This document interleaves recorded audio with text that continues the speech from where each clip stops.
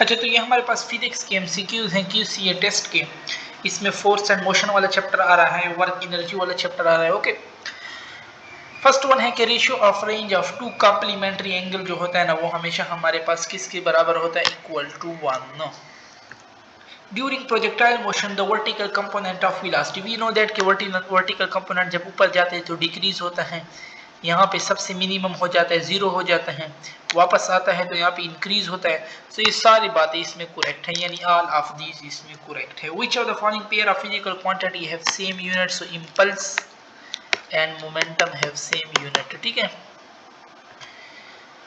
For which of the following path the total displacement covered is 0? जब हमारे पास initial point पे body वापस आ जाए ना, तो उसमें हमारे पास डिस्प्लेसमेंट जीरो हो जाता है, सो वर्क जीरो हो जाता है। अब सर्कुलर में भी इनिशियल पोजीशन पे आ रहा है, ट्रायंगल में भी वापस इनिशियल पोजीशन पे, रेक्टेंगल में भी वापस इनिशियल पोजीशन पे, कर्व पाथ पे हमारे पास वापस नहीं आएगा, ठीक है। सो डी में हमारे पास जीरो नहीं होगा। Velocity interchange between two mass if A and B, जब दोनों का मास हमारे पास बराबर होना, तब हमारे पास क्या होता है, वेलोसिटी इंटरचेंज आकर होती है, ठीक है। अगर पहले की 5 हो तो वो दूसरे में चली जाती है, वो पहले वाला रुक जाता है, ठीक है। उसमें अगर मास बहुत ज्यादा हो तो फिर अगर जो छोटे मास वाला होता है उसकी वेलोसिटी हमारे पास फिर डबल हो जाती है। The change in momentum is this impulse, तो अभी हमने पढ़ा कि मोमेंटम और इम्पल्स बराबर होते हैं, तो जितना मोमेंटम होगा उतना हमारे पास क्या होगा, इम्पल्स होगा, ठीक है। नो 131 में हमारे पास सी वाला ऑप्शन करेक्ट हो जाएगा। Light and heavy masses A and B respectively falling freely under the gravity, their acceleration, so acceleration हमारे पास g होती है, हमेशा बराबर होती है, ठीक है। चाहे लाइट बॉडी हो, हैवी बॉडी हो। Slope of velocity time graph parallel to time axis, parallel to time axis का मतलब है वेलोसिटी जीरो है, यस ये भी करेक्ट है। वेलोसिटी कांस्टेंट है, ये भी करेक्ट है। एक्सेलरेशन जीरो है, ये भी करेक्ट है हमारे पास, ठीक है।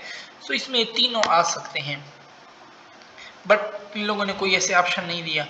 अ constant slope in S T graph represent, so जब हमारे पास कांस्टेंट स्लोप होगा वी टी ग्राफ, ठीक है, so it represent constant velocity हमारे पास। Slope of distance time graph can never be negative, क्योंकि डिस्टेंस वगैरह हमेशा हमारे पास बढ़ रहा होता है, जितने टाइम में भी हम जा रहे हैं, सो ये नेगेटिव नहीं हो सकता। The dimensional ratio of work and energy, हमने डायमेंशन वाले चैप्टर में पढ़ा था कि वर्क और एनर्जी का डायमेंशन सेम होता है, जब दो सेम क्वांटिटी होंगी कट जाएंगे, वन आंसर हमारे पास देगा। The gravitational pull the earth on body of mass 1 kg, we know that कि वेट जो होता है ना वो हमारे पास mg के बराबर होता है, ठीक है। मास 1 है, g 9.8 है, सो 9.8 न्यूटन हमारे पास करेक्ट हो जाएगा। During uniform motion of a body, work done on the body will be zero हमारे पास यूनिफॉर्म मोशन में, ठीक है। 1 megawatt hour is equal to, so mega हमारे पास क्या होता है, डी का हेक्टर किलो, मेगा 10 की पावर 6, हार में हमारे पास 3600 होता है, ठीक है। नो, इस लोगों ने 3.6 किया हुआ है, मल्टीप्लाई 10 की पावर 8, 10 की पावर 8 क्या होता है हमारे पास, 3.6 10 की पावर 9, क्योंकि 1 2 3 हो जाएगा, ठीक है। नो मेगा, और उसके बाद क्या होता है, डी का हेक्टर किलो, मेगा गीगा होता है, ठीक है। सो 10 की पावर 9 हमारे पास 3.6 गीगा जूल हमारे पास बन जाएगा। Which of the following is not the unit of power, power होता है वर्क पर यूनिट टाइम, ठीक है। और यहाँ पे देखो ना, वाट भी यूनिट है, किलो वाट भी यूनिट है, जूल पर सेकंड भी यूनिट है, किलो वाट हार हमारे पास इसका यूनिट नहीं है, ठीक। Potential energy can be defined in which of the following, all of this, सारों में हम इसको डिफाइन करते हैं। पे of angle for which work done is zero, so cos 90 पे जीरो होते हैं, और उस 90 का हमारे पास दूसरा कौन सा कम, वो है 270 हमारे पास, इसमें भी cos की वैल्यू हमारे पास जीरो आती है। अब बॉडी को 5 मीटर 15, अच्छा ये हमारे पास रेशियो है, ठीक है। ये रेशियो तब आता है जब हमारे पास हम एक्सेलरेशन जो है ना 10 लें, ठीक है। ये हमने रेशियो बनाया, वो आपसे पूछ सकता है कि फर्स्ट सेकंड में कितना डिस्टेंस होगा, सो 5 के साथ मल्टीप्लाई कर लो, थर्ड सेकंड में 5 से मल्टीप्लाई करो, वो आपसे पूछ ले फिफ्थ सेकंड में कितना डिस्टेंस होगा, यहाँ पे तो दिया हुआ ना, 5 9 45 मीटर फिर मेरे पास डिस्टेंस होगा। ये इस फार्मूले से हमारे पास होते हैं वी आई टी प्लस 1 बटा V I A by 2 2n minus 1, इस फार्मूले से हम इसको nth वाले फार्मूले से हम मालूम कर सकते हैं, ठीक है। अगर यहाँ पे हम ग्रेविटी 10 पुट करते हैं ना, तब हमारे पास ये रेशियो आती है, ठीक है। इंक्रीज इन मोमेंटम, इंक्रीज पूछ रहे हैं, सो 90 माइनस 100 तो माइनस में आएगा, 190 माइनस 200 भी माइनस में आएगा, 110 माइनस 100 पॉजिटिव में आएगा, सो ये हमारे पास इंक्रीज इन मोमेंटम होगा। If height of tower is 10 metre, time taken by body to bottom and drop from the top is, so time taken की बात कर रहे हैं हमारे पास, ठीक है। t is equal to 2h by G, h के 20 2 और 10, H10 है ना 20 और नीचे 10, ये कट गए √2। √2 हमारे पास क्या देता है 1.4 वैल्यू देता है, ठीक है। एनर्जी ऑफ प्रोजेक्टाइल, अच्छा हमारे पास क्या होता है काइनेटिक का स्क्वायर थीटा के साथ होता है, ठीक है। नो काज में हम क्या पुट करें, काज 60 जब मैं पुट करता हूँ मेरे पास हाफ आता है और उसके ऊपर स्क्वायर होता है 1/4, 1/4 मेरे पास 0.25 देता है, ठीक है ना। 60 एंगल हमारे पास इसमें करेक्ट हो जाएगा। अब body move 10 kilometre west, 10 kilometre इस तरफ गए, 15 किलोमीटर नॉर्थ, 15 किलोमीटर इस तरफ मेरे पास गए, 6 किलोमीटर ईस्ट, 6 किलोमीटर इस तरफ गए, 12 किलोमीटर साउथ, 12 किलोमीटर मेरे पास किस तरफ गए, साउथ की तरफ गए, ठीक है। अब ये मुझसे पूछ रहा है कि इसका हमारे पास क्या पूछना है, इसने पूछा हुआ है कि इसका डिस्प्लेसमेंट मेरे पास क्या बचेगा, ठीक। पहले तो हमारे पास ये 15 ये कट जाएगा ना, ये कितना था 6 और 6 कट जाएगा, ये तो सिर्फ मेरे पास कितना बच रहा है 4, तो ये मैं एक 4 की लाइन मान लेता हूँ, ठीक है। ये 15 और 12 मेरे पास कट जाएगा, कितना बच जाएगा मेरे पास 3, ठीक है। 15 और 12 3, नो 4 और 3 हमें पता है कि 4 का स्क्वायर प्लस 3 का स्क्वायर, राइट एंगल पे ये मेरे पास 5 आंसर देता है, so 5 kilometre is the correct.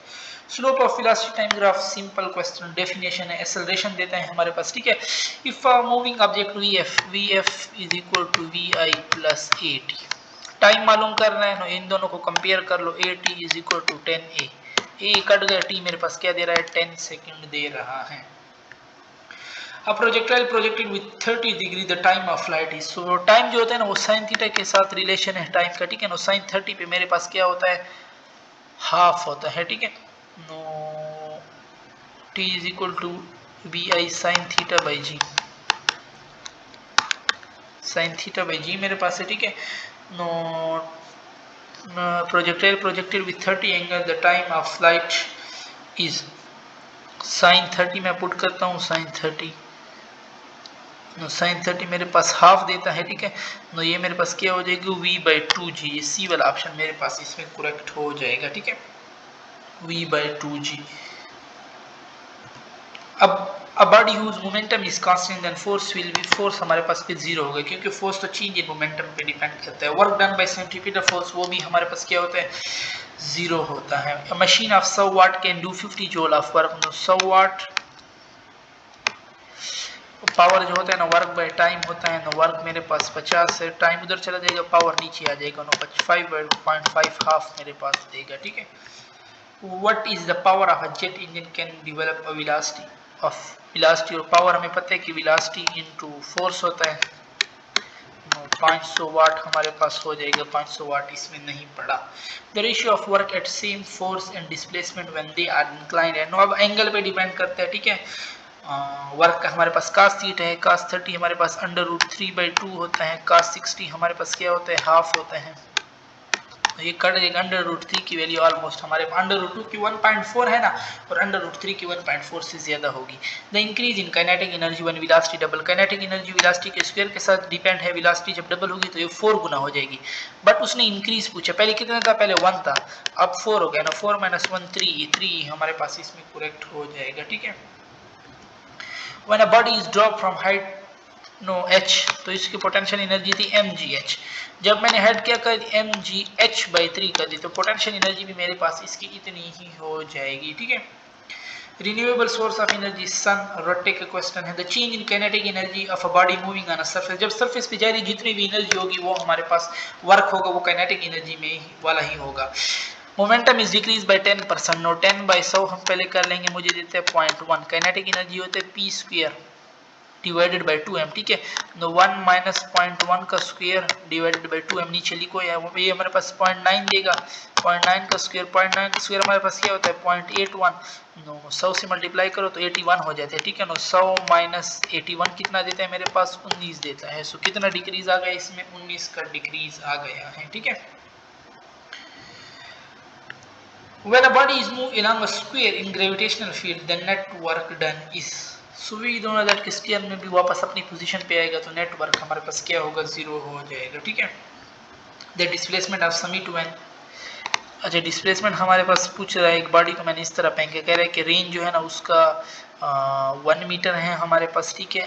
Range height जो है ना वो हमारे पास 1 मीटर है, और जो रेंज जो है ना वो 2 मीटर, ये फुल 2 मीटर है, लेकिन हाफ जो होगा यहाँ पे तो फिर 1 होगा, तो 1 का स्क्वायर प्लस 1 का स्क्वायर, ये 2 देता है मुझे, और अंडर रूट 2 कितने के बराबर है, 1.4 के बराबर है। ठीक है, 100 किलोग्राम बॉल हीट है 10 ग्राम। अब मैंने बताया बहुत बड़ा मास है, छोटे मास को टकरा रहा है, तो छोटे मास की वेलोसिटी क्या हो जाएगी, डबल हो जाएगी। नो, अगर इसके 5 मीटर पर सेकंड होती तो इसकी वेलोसिटी क्या हो जाएगी, 10 मीटर पर सेकंड मेरे पास हो जाएगी। When the momentum of body is increased from 2 kg to 10 kg, then the impulse, so impulse तो होता ही हमारे पास मोमेंटम है। ठीक है, चेंज इन मोमेंटम। नो 10 - 2 मेरे पास 8 यूनिट देता है, ये भी 8 यूनिट है, ये भी 8 यूनिट है। ठीक है, the ratio of the speed and velocity on half a triangle when L1 is equal to 3 meter, L2 is equal to 4 meter and the time of motion, half triangle कह रहा है, या इस तरह ले लो। ठीक है, ये मेरे पास हाफ ट्राइंगल है, कह रहे हैं एक 3 है एक 4 है।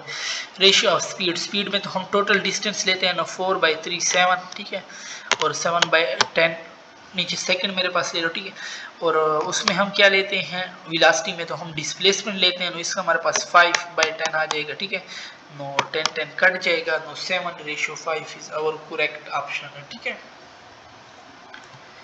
746 watt machine work for 10 second. Now, work done किया होगा, वर्क होता है पावर इनटू टाइम, इसको मल्टीप्लाई कर लो, नो ये आंसर हमारे पास आ जाता है। Horizontal graph of displacement and time represent, horizontal graph क्या रिप्रेजेंट करता है हमारे पास, इट रिप्रेजेंट की वेलोसिटी हमारे पास 0 होगी। ठीक है, कांस्टेंट होगी, 0 होगी, यूनिफॉर्मली कह सकते हैं। ठीक है, यूनिफॉर्मली चेंज हो रही है, ये बात तो गलत है, कांस्टेंट हम कह सकते हैं या 0 हम कह सकते हैं। Body at rest is accelerated by 20 newton for 2 second if mass is 2 kg, what is the distance cover, distance cover होता है 1/2 AT स्क्वायर, 1/2 एक्सेलरेशन, 10 होता है टाइम 2 का स्क्वायर, ये 4 10s are 40, 40 divided by 2 20 metre हमारे पास करेक्ट ऑप्शन है। ठीक है, when force and object is increased by 4 times the ratio of initial and final acceleration is,